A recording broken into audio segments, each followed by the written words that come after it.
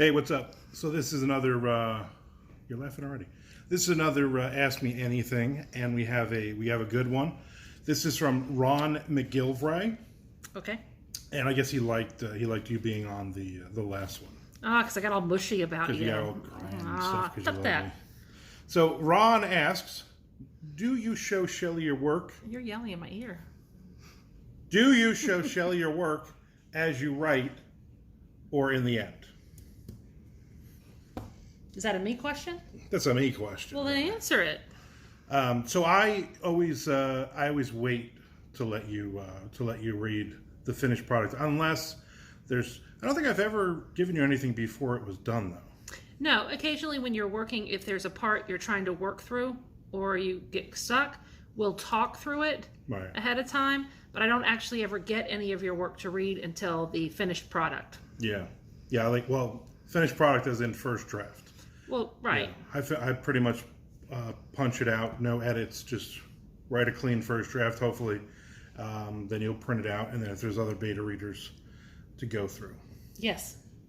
So that's pretty much it. Yeah, I don't think I want you to read it while I'm writing, because I'm a pantser, so stuff just changes all the time, and a couple times like I'll screw something up, or I'll kill somebody, or won't kill somebody, and I'll have to go back and rewrite. But you're pretty good at catching all of the.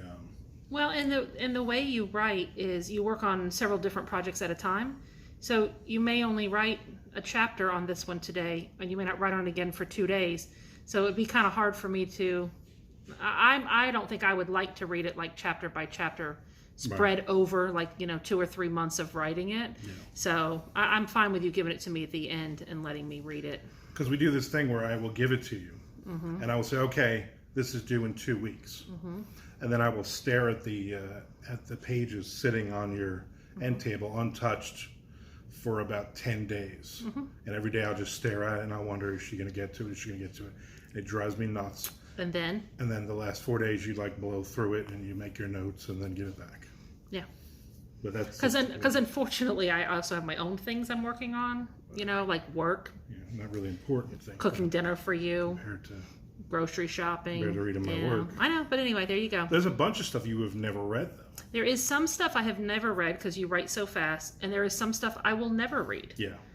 Because it's not my taste, and I know I will not like it. And those I won't even bother giving to you. But there's a lot of. What's an example of that, so people will understand why? The first thing that comes to mind is you have 2 series that you wrote with some other authors. First being the Shocker series with Frank Edler, which I will never read. We'll never read that. And the Hellmouth series that you wrote with a couple of other guys that I will never read.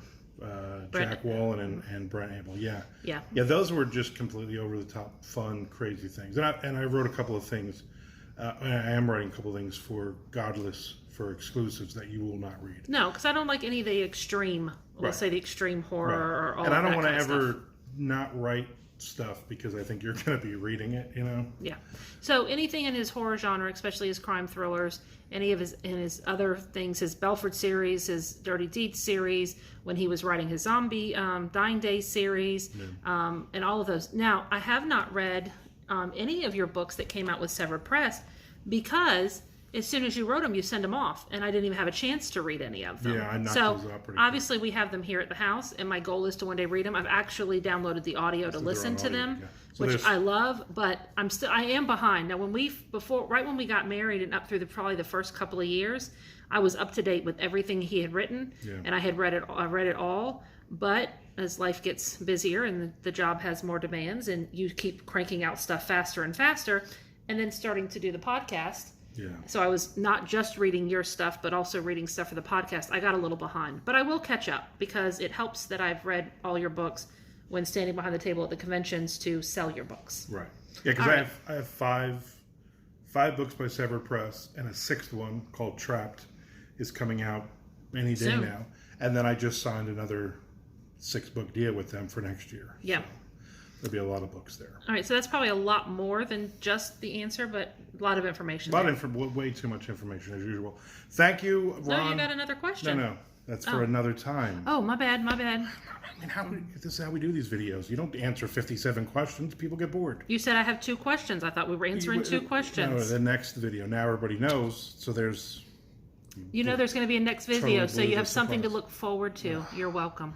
All right, that's good enough. All right, bye. Bye.